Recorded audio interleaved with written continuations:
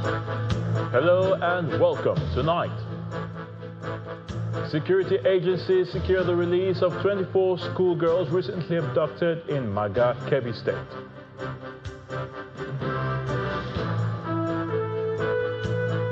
House Speaker Abbas Tajuddin, during the special plenary session, expresses optimism about collaborating with the United States to tackle the nation's security challenges. President Bola Tinubu orders a complete cordon off of forests in Kebbi, Kwara and Niger State following the attack on another community in Kwara State.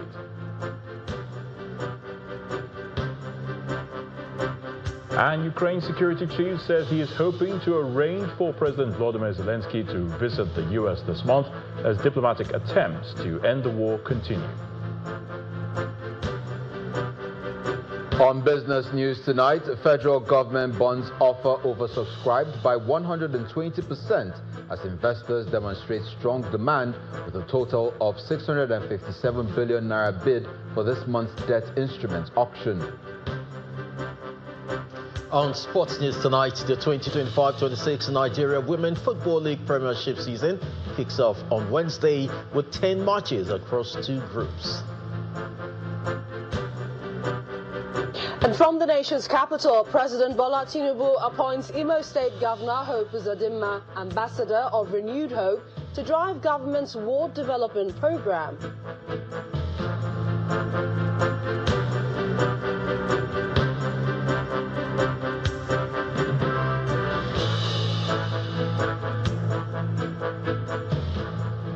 We begin with some cheery news. The 24 students abducted by bandits from the Government Girls Comprehensive Senior Secondary School, Maga in Kebbi State, have regained freedom.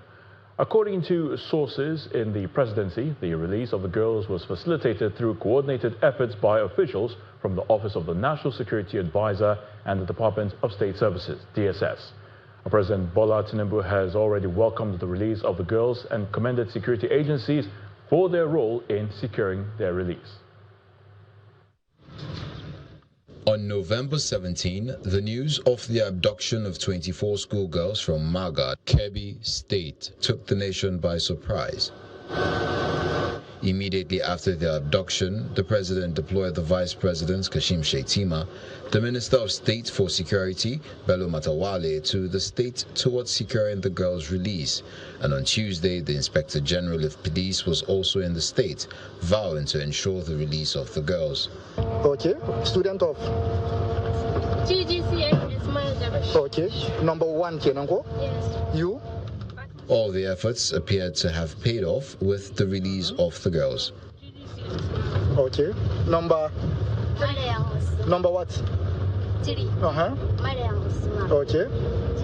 GSS 38. Okay. You? A statement by presidential spokesman Bayo Ananuga said the president commended the security agencies for their efforts in securing the girls and called on them to intensify operations to rescue students who are still in captivity. The statement reads in part, "I am relieved that all the 24 girls have been accounted for. Now we must urgently deploy more boots on the ground in vulnerable areas to prevent further kidnappings. My government will provide all necessary support to achieve this." The state governor, Nasir Idris, also expressed his appreciation to the president and security agencies for their roles in securing the girls' release. Based on the order that was being given to them by Mr. President, President Bola Ahmed Tinubu, to ensure these our girls who have been rescued. They have been rescued and all of them are in good health. They are on their way coming to the state capital. And let me seize this opportunity on behalf of good people of Kebbi State to thank Mr. President for his concern for Kebbi State. This is no doubt some cheering news and one that gives hope that all the remaining students in captivity, including those of a private school in Papiri, Niger State, who were abducted after the Maga girls, will soon regain their freedom. The Speaker of the House of Representatives says Nigeria is mindful of its long-standing relationship with the United States and welcomes the prospect of working together to address security concerns. Mr. Abbas Tajuddin was speaking at a special plenary session organized by the House of Representatives to debate the growing security concerns. Meanwhile, the Deputy Speaker is proposing a legislation which prohibits ransom negotiation, criminal penalties for government officials who negotiate ransom or authorize unstructured amnesty deals. Our National Assembly correspondent Terry Kumi reports. The House of Representatives convenes a special plenary session on national security in the face of growing concerns and the designation of Nigeria as a country of particular concern by the United States President Donald Trump. A delegation from St. Kitts and Nevis, led by the Speaker of the Parliament, as well as a delegation from the United States Embassy, are led into the chamber to witness the proceedings. The session comes days after the United States Congress debated Nigeria's security situation and allegations of Christian genocide. Nigeria continues to welcome partnership and constructive engagements. At the same time, we cannot accept conclusions that do not reflect the complexities of our security challenges. Our response to the Religious Freedom Accountability Bill has been calm and measured. Security, growth, and... The House receives a consolidated internal assessment prepared by relevant committees. Government is still committed to naming and sanctioning the financiers of insurgency and banditry. From what we learned, investigations are going on before these identities are revealed to the public. Whilst there are religious killings, it will amount to painting the insecurity issue with a single brush to say that that is the only reason why we have insecurity. The Deputy Speaker raises public concerns around allegations of ransom payments. Mr. Speaker, honorable colleagues, despite strong anti-kidnapping laws like life imprisonment, death penalty for kidnapping, the practice continues because it is alleged that government entities negotiate with bandits and pay ransom. That is one of the things that the House must investigate. Criminal penalties for government officials who negotiate ransom or authorize unstructured amnesty deals. The House then receives contributions from the security committees and regional leaders. Our Nigerian military is not overstretched. The responsibilities of the Nigerian military are overstretched. It is time to restore the police to its rightful place as the first line of internal defense. For our borders to be well monitored and for these weapons not to move freely within Nigeria, there is need to also make custom to be what? More proactive than they are now. And what do they need? They need support as well, just like the military. Mr. Speaker, if the government is not prepared to actually do the right thing that will protect the lives and property of our people, I urge on you, I urge on this honorable House, as a House of the people of Nigeria, to stand up to pay the supreme cost. And that is no more than to shut this House down and to call emergency on any legislative issue and wait until the right thing is taken by the government of the day. We are the hope of Nigerians, the Parliament. We are the fulcrum of democracy. No problem is too big for the Parliament to handle. We will not shut the Parliament. We will stay here together because we have best brains gathered from all over the country. We will find solution to our problems. We have faced stronger problems before now, Mr. Speaker. Plenary is then adjourned to resume the debate the following day, as the House is expected to reach a formal resolution summarizing agreed actions, timelines, and oversight mechanisms. Terry Ikumi, Channels Television News. And now to some worrying news, and again some armed bandits numbering more than 20 on Monday evening attacked Isakba community near Iroko community in the same Ekiti local government area of Kwara State, taking away at least 10 residents. Now, it was gathered that the attack occurred around 6 p.m. on Monday when armed bandits stormed the community with a large herd of cattle, firing shots indiscriminately. A community leader confirmed the abduction, with 7 of the victims belonging to the same family.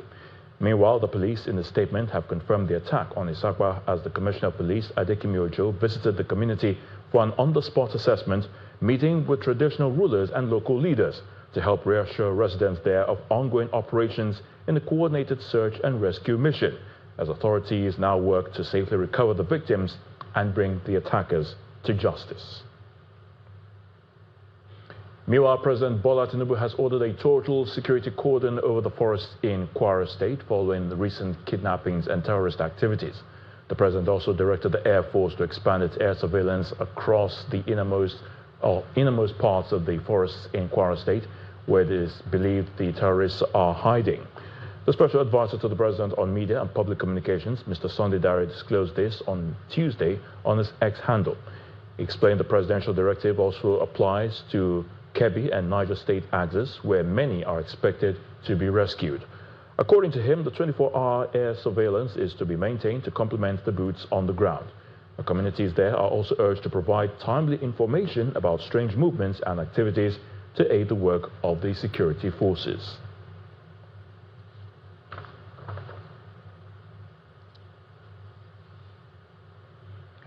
In a bid to tame inflation, the Central Bank of Nigeria, the CBN, has decided to hold its monetary policy rate, MPR, steady at 27% following its latest policy meeting in Abuja, the nation's capital. Now, the move underscores the CBN's determination to maintain a tight monetary stance amid high but reducing inflation. Our business correspondent, Ladi Williams, tells us more. It's interest rate setting season, and Nigeria's Monetary Policy Committee delivers its last decision for the year, holding the monetary policy rate and tweaking the standing facilities corridor. The committee decided by a majority vote to maintain the current monetary policy stance with an adjustment to the corridor as follows. 1. Retain the monetary policy rate, MPR, at 27%.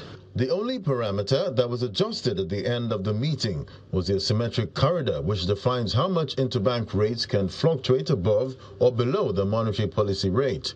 The liquidity. Most analysts expected another cut in this meeting, but the CBN governor explained that the committee's choice to hold the rate reflects its assessment that current monetary conditions are beginning to yield positive results. Holding it is not bad at all.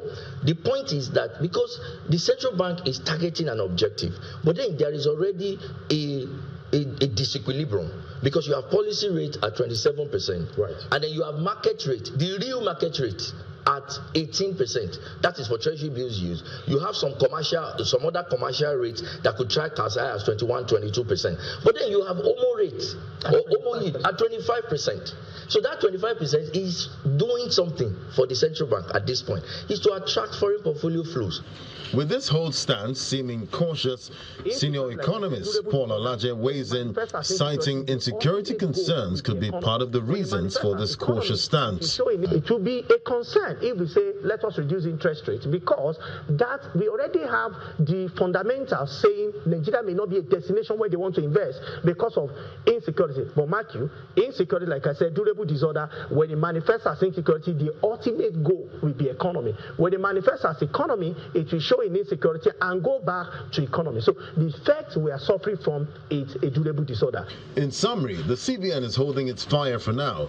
With inflation showing signs of easing, but still elevated, the central bank is keeping rates high to ensure that gains are sustained rather than reverse. For businesses, borrowers and savers alike, it means high borrowing costs remains for now, even as hope builds that a cycle may return in the months ahead.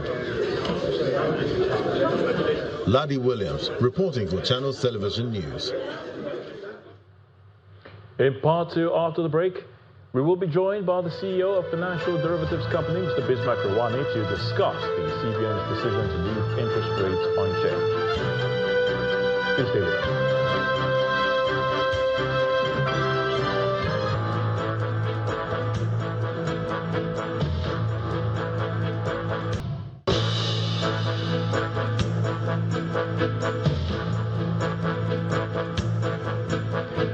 Welcome back. If you just joined us, you're watching the news at 10 live on Channels Television Lagos. A reminder of our top stories. Security agencies secure the release of 24 schoolgirls recently abducted in Maga, Kebbi State. House Speaker Abbas Tajuddin, during the special plenary session, expresses optimism about collaborating with the United States to tackle the nation's security challenges. President Bola Tinubu orders a complete cordon off of forests in Kebbi, Kwara, and Niger State following the attack of another community in Kwara State. And Ukraine's security chief says he is hoping to arrange for President Volodymyr Zelensky to visit the U.S. rather this month as diplomatic attempts to end the war continue.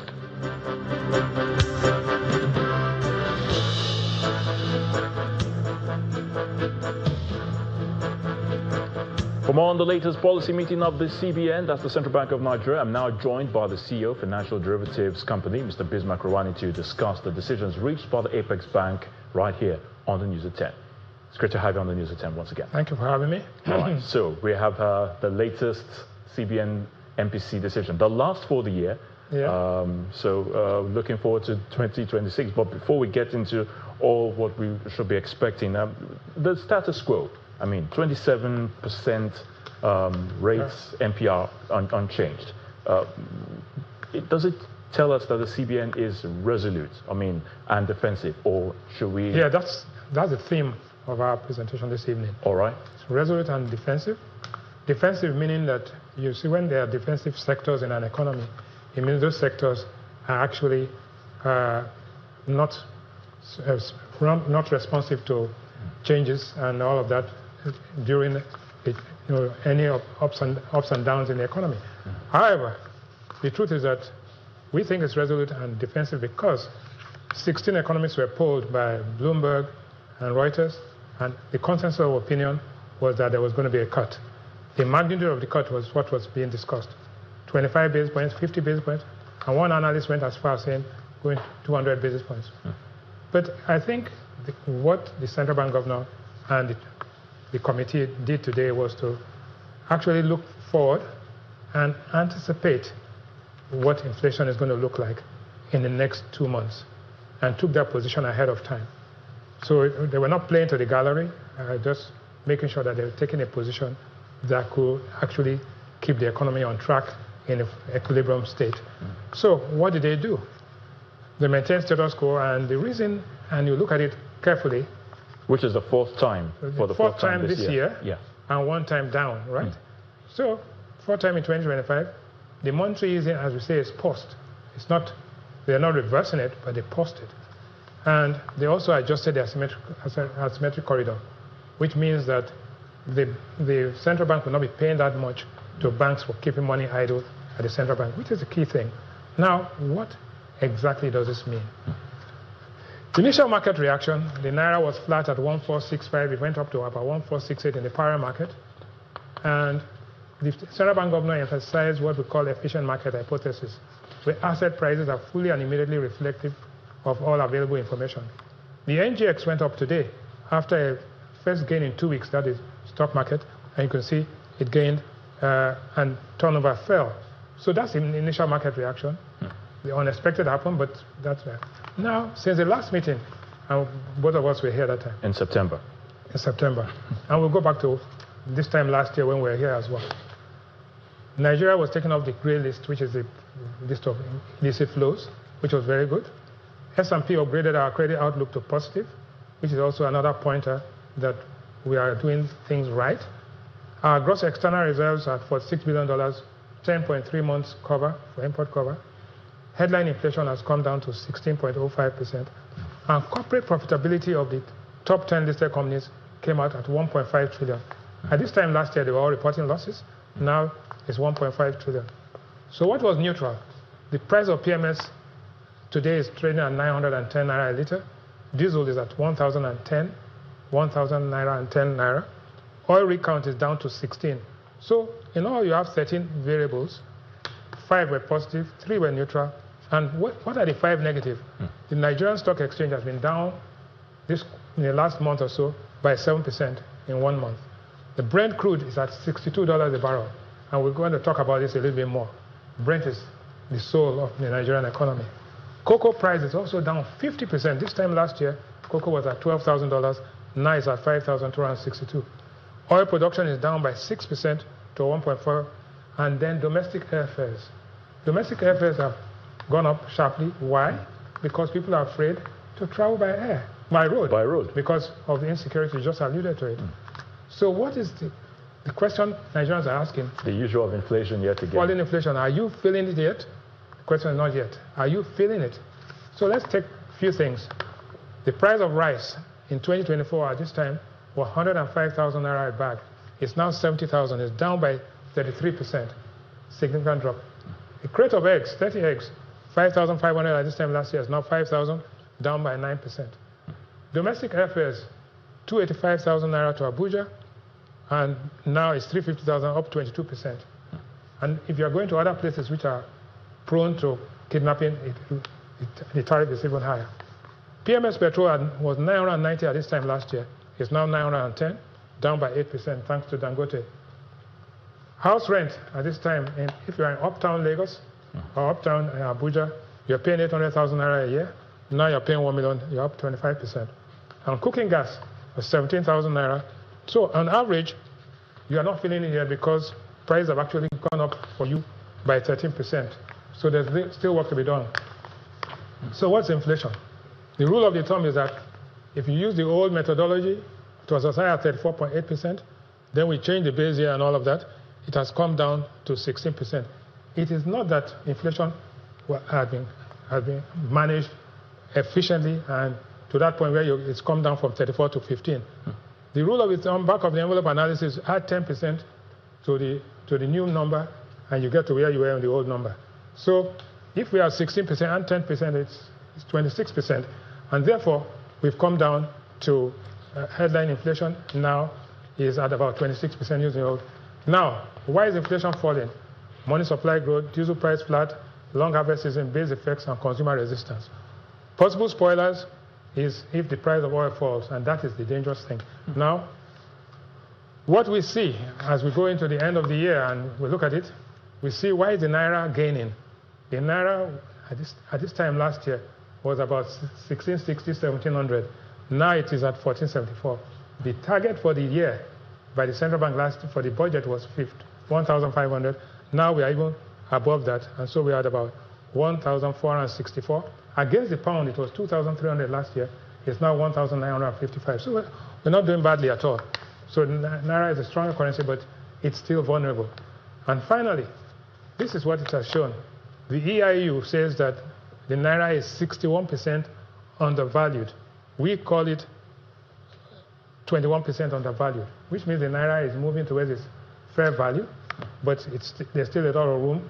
And if we didn't have an efficient market, transparent market, the Naira would have fallen off the cliff by now.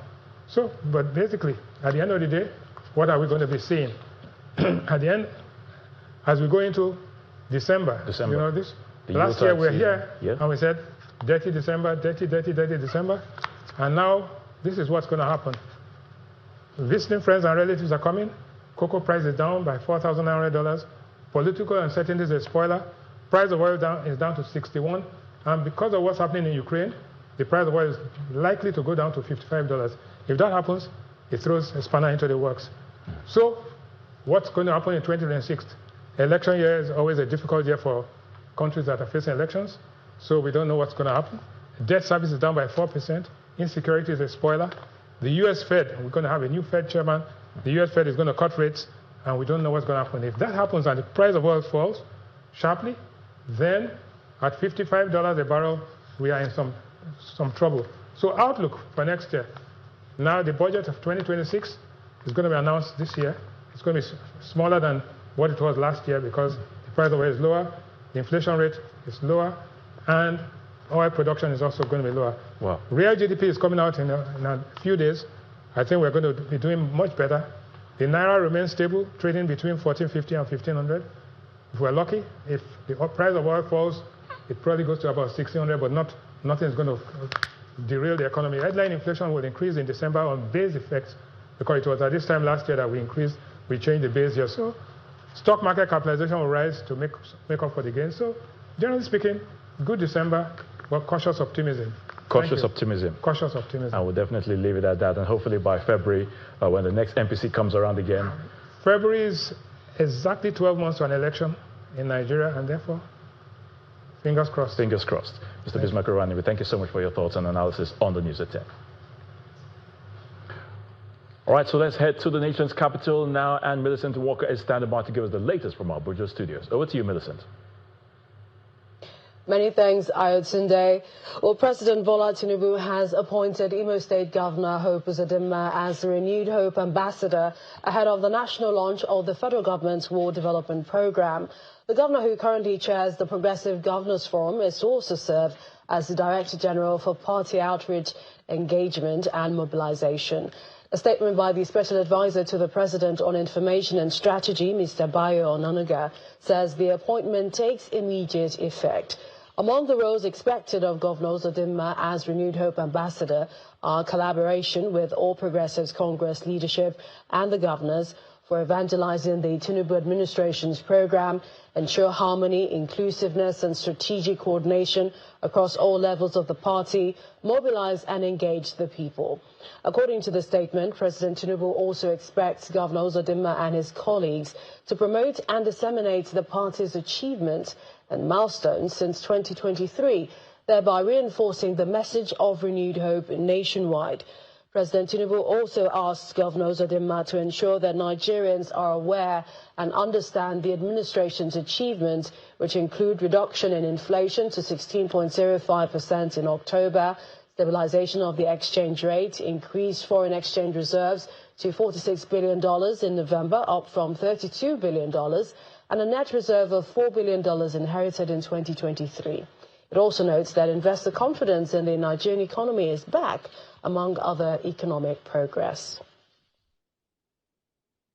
Well, newly conferred lawyers must uphold the integrity of the legal profession as well as avoid sanctions by rendering due diligence and service to all clients that comes their way. Well, that's coming from the chairman of the body of benches, Justice Olukayode Ariwola. At the call to bar ceremony in Abuja, Justice Ariwola further advised lawyers to refrain from taking advantage of clients for their personal gain or benefit, stating that such act is a violation of the rules of professional conduct for every lawyer.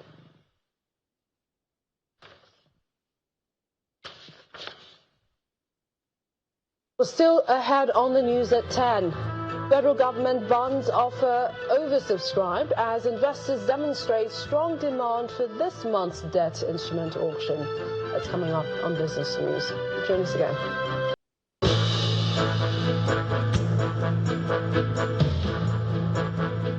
You're watching the news at 10, coming to you live from our Abuja studios. Now, the federal government has signed a memorandum of understanding with Barbados to accelerate local pharmaceutical manufacturing in Nigeria and strengthen regional market access across Africa, the Caribbean and Latin America. The agreement was signed in Abuja during a meeting between the Coordinating Minister of Health and Social Welfare, Professor Mohamed Pate, and the Senior Minister of Health and Wellness of Barbados, Dr. Jerome Walcott. According to Professor Pate, the agreement marks a major step in deepening health cooperation between both nations. The Coordinating Minister of Health and Social Welfare, Professor Mohamed Pate, leads his counterpart from Barbados into a strategic meeting that aims to strengthen regional health security across Africa, the Caribbean and Latin America. The agreement aims to establish joint activities that strengthen policy reforms and create financing channels that mirror the successful deal-making model of Nigeria's presidential initiative for unlocking the healthcare value chain.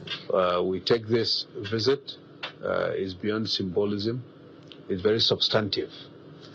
It represents both our collective commitments, Barbados and Nigeria, to address a key gap that has emerged over the last few years in terms of our own national health securities. Not only Nigeria, but I would say shared across the sub-region, but also the continent. The agreement provides a shared framework for the two countries to drive industrial growth, improve drug availability, and enhance regulatory collaboration. It also initiates discussions towards a regulatory alliance agreement between the National Agency for Food and Drug Administration and Control and Barbados' Emerging Medical Products Regulatory Authority. It is a commitment between two governments and two regions to shape our own health futures. Both our heads of government, Prime Minister Myanmar Morley and the Honourable President, the Honourable Bola Ahmed Tinubu, have spoken powerfully about the need for Global South to stand on its own feet, to manufacture the medicines our people need, and to reduce our dependency on external supply chains. This is basically a framework for collaboration between us, touching on a number of areas, including technical capacity building, human capital development. We already talking and seeing how we can bring together the Empower Academy that we established to see how that can work. Done with the formal discussions, the parties formalized the agreement as the relevant agencies on both sides put pen to paper, followed by the ministers from both countries. The Barbados delegation is expected to embark on some field visits to set the stage for the production hub and future bilateral trade in medical and diagnostic products. And that's it from the nation's capital. Ayotunde, is back to you. Many thanks, Millicent. The management of Emadeb Energy Group, led by its chairman and CEO, Debo Olujimi, have paid a thank you visit to the top management of Fidelity Bank PLC. Now, the courtesy call, according to Mr. Olujimi, is to update the Fidelity team on the progress made and first oil achieved in their oil exploration and production campaign of Emadeb E&P Company. Emadeb Exploration and Production Company were advanced with facility by Fidelity Bank. Not a scenario that plays out any often in the corporate world. And if it is true that grateful people keep their blessings, then this visitation by top managers from Emadeb Energy Group, led by the group CEO, may fit that billing. Let's backtrack for a second. A few days ago, we brought you reports of a milestone first oil recorded by Emadeb E&P from their oil well exploration costing over $100 million on the spend side of risk. Some of those monies was advanced by a Nigerian bank, Fidelity.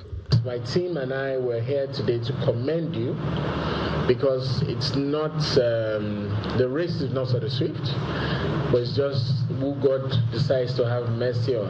And I think God has had mercy on us, this is the only reason why we're here, because without the mercy of God, I don't think the bank would have looked at us and said, oh, we want to avail you $25 million to see us through where we are today. We are the first company to really come offshore shallow waters, produce and be able to export into the market, because there's a difference between you getting the oil and getting the oil into the market. Fidelity Bank, while acknowledging the rare gesture of coming to thank the financier, say they will do more for Emadeb. On behalf of the board and management of Fidelity Bank, I want to congratulate you on this successful drilling and of course the first oil from the Ibom field. And we're committed to advancing this oil and gas industry because that's the only thing that's an immediate success for Nigeria. Every other one will take a while, gestation period.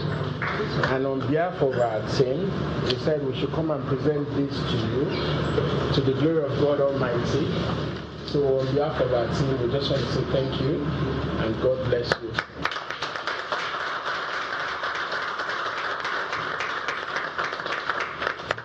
how more can an entity be emboldened? So phase 2 is going to do two things for us.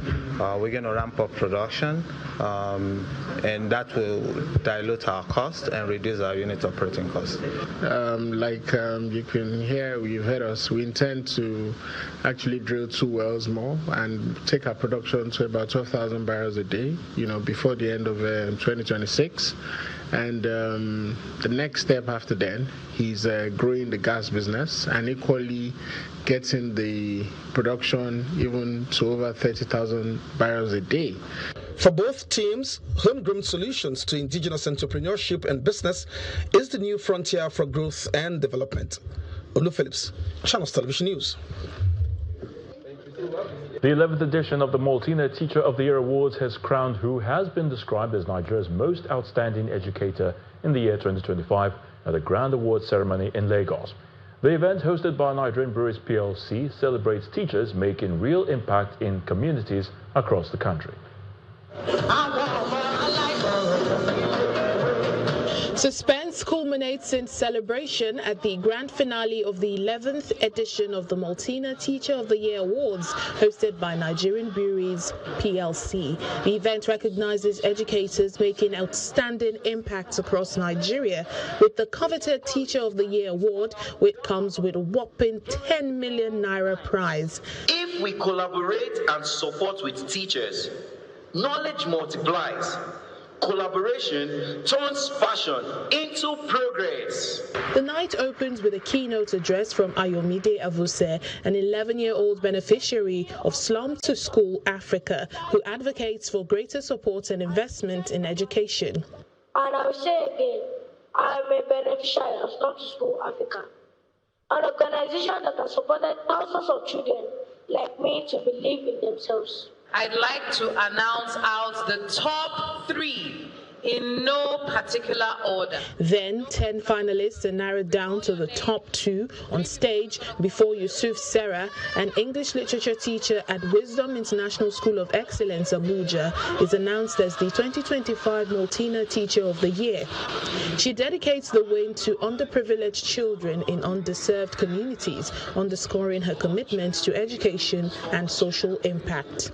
I'm going to use this platform, this opportunity, this award to empower more students, to empower more children that are within the low-income community. And I believe that with one child, one teacher, and one community, we are reaching the ends of the earth, transforming the slum stories into global success. Following the announcement, brand executives and partners emphasized that the initiative is rooted in a commitment to national development and a determination to drive positive change beyond business interests. If we had to choose something, I think natural choice would be education, because this is where everything starts, by raising our children. We had a beautiful speech this evening of a young boy, 11 years old, telling us, what it brought to him and how it brings new perspective to him. I think this means a lot for us. This is what initiated everything. You can always expect not only us having to reward our teachers in an extraordinary way, like we have demonstrated today, but also to support even in the schools where these teachers emerge from, in terms of providing them with infrastructure and also ensuring that the learning environment in our schools are very conducive for our young ones. While the saying goes that the reward for educators is in the impact they make, this event formally and fittingly recognizes and celebrates their contributions to the nation's future. Business News is up next with Dominic Iwiwu.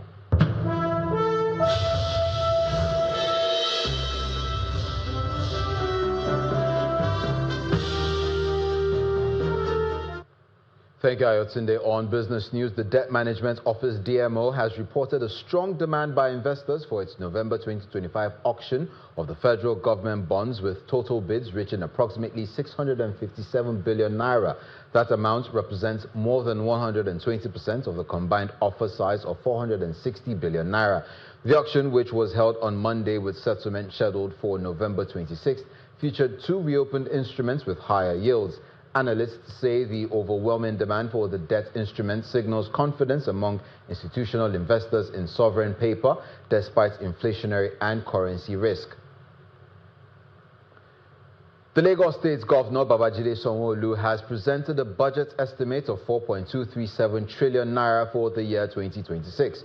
While representing the budget of shared prosperity proposal to the Lagos State House of Assembly for approval, Governor Sanwo-Olu described it as a bold and forward-looking financial plan designed to consolidate his administration's legacy in its final full year. Strategic pillars of 2026 budget. The year 2026 budget is anchored on the following 4 pillars: a human-centered approach, modern infrastructure, will build a thriving economy, and will continue to create an effective governance. Mr. Speaker, members of this House, our foremost priority remains the well-being of every Lagosian.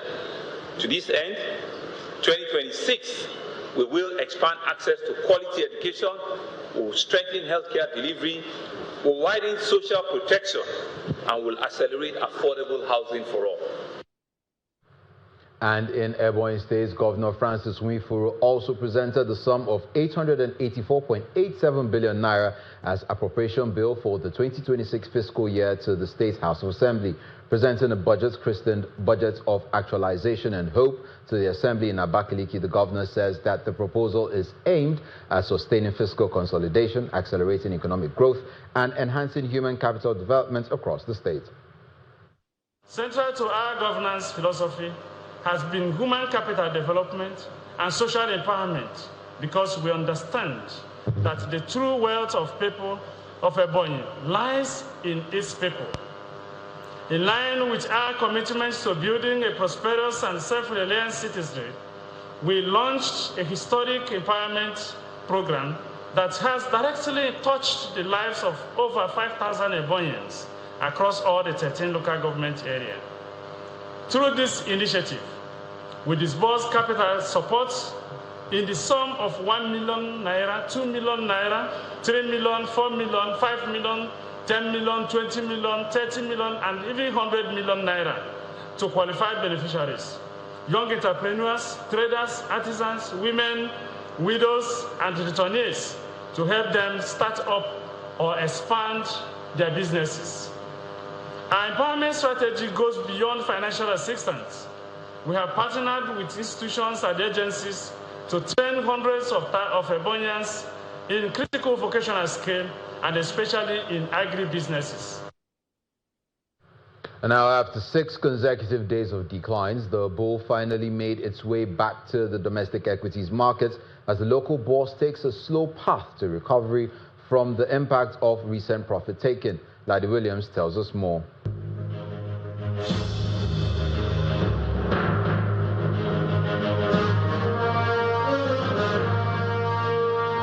Hello and welcome to the Stock Market Report. And finally, 6 days of consecutive losses snapped as investors piled money into 24 stocks, increasing their share prices.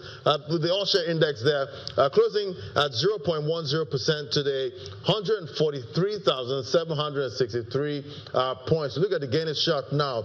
NCR Nigeria PLC tops the counter. That's in software and services with 45 naira 20 kobo, 9.98% to the good. We also have hospitality there, Keja Hotel, 22 naira 85 kobo, up 9.86%. Let's look at the losers chart now. We see topping the losers chart, we see Union Dickinson there, that 10% down, 6 naira 30 kobo. Calverton, 4 naira 95, down a big 10%. So today we had the 303rd MPC meeting, and was a whole decision with a tweaking of the asymmetric corridor. I guess, you know, giving the bull a reason to make an appearance today.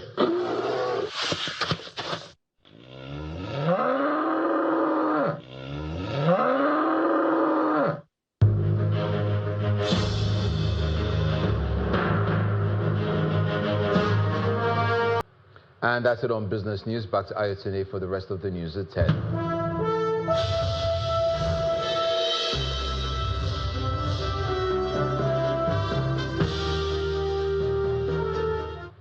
Many thanks, Dominic. Simon Fuse is up next with Around the World in 5 from our London studio. Good evening and welcome to the Channel Studios here in London with your international news around the world in 5. Ukraine's security chief says he is hoping to arrange for President Volodymyr Zelensky to visit the US at the earliest suitable date this month, as diplomatic attempts to end the war continue. Rustem Umerov, the head of Ukraine's Security Council, said the US and Ukraine had reached a common understanding on the key terms of the agreement discussed at previous talks in Geneva. It comes after Russia and Ukraine conducted overnight drone strikes against each other, killing at least 5 people. Officials in Kyiv said a massive overnight Russian drone strike on the city had killed at least 2 people and injured 6 more. Meanwhile, Russian officials said at least 3 people had been killed in a Ukrainian strike in the Rostov region. The latest attacks come after Ukrainian President Volodymyr Zelensky welcomed proposed changes to the controversial 28-point US peace plan for ending the war. The controversial US and Israeli-backed Gaza Humanitarian Foundation says it is winding down its aid operation in the Palestinian territory after almost 6 months. The organization had already suspended its 3 food distribution sites in Gaza after the ceasefire between Hamas and Israel took effect 6 weeks ago. The GHF aimed to bypass the UN as the main supplier of aid to Gaza's population. Hundreds of Palestinians were killed while seeking food amid chaotic scenes near GHF's sites, mostly by Israeli fire, that's according to the UN. Israel said its troops fired warning shots. UN and other aid agencies refused to cooperate with its system, saying it was unethical and unsafe. 7 people have gone on trial in Dresden in eastern Germany, charged with being members or supporters of a militant criminal left-wing extremist group, Antifa Ost, also known as the Hammer Gang. Earlier this month, the United States designated Antifa Ost as a terrorist organization, along with several other far-left European groups. German prosecutors say the group, founded in late 2017, carried out violent attacks on people they considered to be part of the right-wing scene. The attacks took place in Germany and the Hungarian capital, Budapest. An Australian senator has provoked anger for wearing a burqa in Parliament after pushing for a ban on the Muslim garment. Pauline Hanson was condemned by fellow senators, with one accusing her of blatant racism. She is disrespecting a faith. She is disrespecting the Muslims out there, Muslim Australians. It's absolutely unconstitutional. Proceedings in the Senate were halted as she refused to remove the item. The Queensland senator and anti-immigration One Nation Party member was seeking to introduce a bill that would ban full-face coverings in public, a policy she has long campaigned for. Tatiana Schlossberg, granddaughter of the former US President John F. Kennedy, has moved many Americans with her emotional essay about being diagnosed with terminal cancer shortly after giving birth to her second child. The 35-year-old stunned readers, writing that she was battling acute myeloid leukemia, an aggressive blood cancer, and had less than a year to live. Doctors and researchers say the essay helped to raise awareness about the deadly illness and critical need for more funding and research to tackle treatment-resistant cancers. We are honored and humbled to present the 2,828th star on the Hollywood Walk of Fame to Chadwick Boseman. The late actor Chadwick Boseman, best known for his iconic role as Marvel's Black Panther and his portrayals of American legends Jackie Robinson and Thurgood Marshall, has been posthumously honored with a star on the Hollywood Walk of Fame. Boseman, who passed away in 2020 at the age of 43 after a private battle with colon cancer, was remembered in an emotional ceremony. And the First Lady Melania Trump has officially welcomed this year's White House Christmas tree. The Michigan tree grower, Corson's Tree Farms, earned the 2025 Grand Champion Growers title from the National Christmas Tree Association in July. Wearing a cream-coloured overcoat and dark red gloves, she posed for photos before chatting to the drivers. The 18.5-foot tree will be displayed in the Blue Room of the White House. And that's your international news around the world in 5. Now back to the Channel studios in Lagos.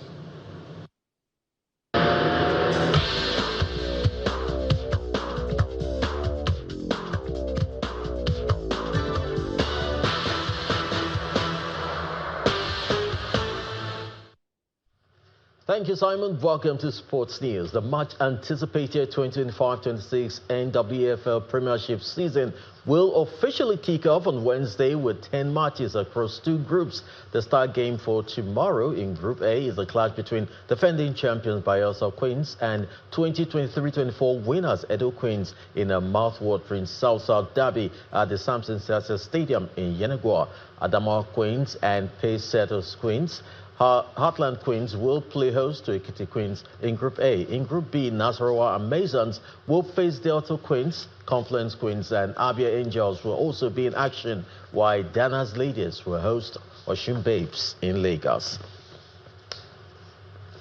And the World Football Governing Body, FIFA, have unveiled the procedure for December the 5th draw for the 2026 first ever 48-team World Cup earlier today. The final draw procedure stipulates that the host, Canada, Mexico and USA, will be allocated to Port 1 and the 39 remaining qualified teams will be allocated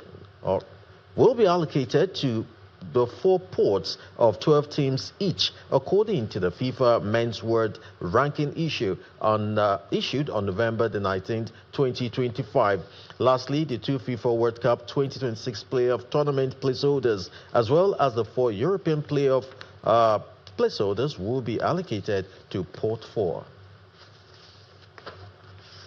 And Arsenal manager Mikel Arteta admits his side's Champions League clash against Bayern Munich is a great test for them. Arsenal and Bayern began this week as the top 2 in the Champions League table, with the Gunners hoping to step up their bid to reach the last 16 by defeating the German champions. A final rehearsal ahead of the 2026 Milan Cortina Olympic flame lighting ceremony has taken place at the Archaeological Museum of Olympia in Greece, with poor weather forcing last-minute changes by the organizers. The ceremony to light the Olympic flame is usually held at the ruins of the 2,600-year-old temple of Hera near the stadium where the Olympics were born in 776 BC. A rainy weather forecast means organizers have moved the ceremony to the nearby museum, where one of Greece's most famous classical sculpture, Hermes, is housed.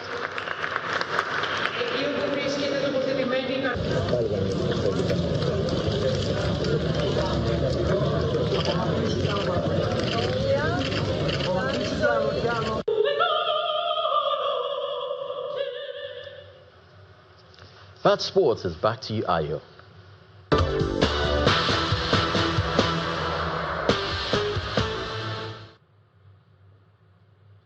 And the main news again. Security agencies have secured the release of 24 schoolgirls recently abducted in Maga of Kebbi State. President Bola Tinubu welcomed the release of the girls and applauded the security agents for all the efforts made to secure the release of the girls. That's the news at 10 tonight. Thank you so much for watching. I'm Ayo Tunde Balogun.